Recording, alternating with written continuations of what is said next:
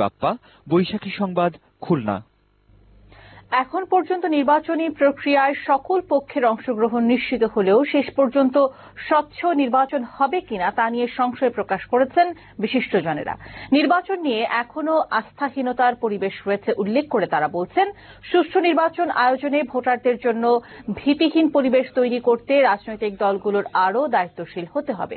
সকালে রাজধানীর ইস্কাটনের 20 মিলনায়তনে বেসরকারি গবেষণা সংস্থা সেন্টার ফর গভর্নেন্স স্টাডিজের এক সেমিনারে এইসব বলেছেন তারা।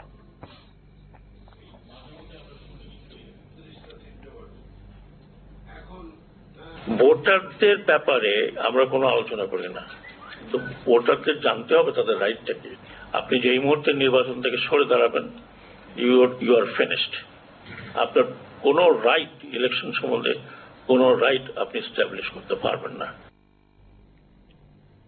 দেশজুড়ে নির্বাচনী ডামাডোলের মধ্যেই 1 জানুয়ারি বই উৎসবের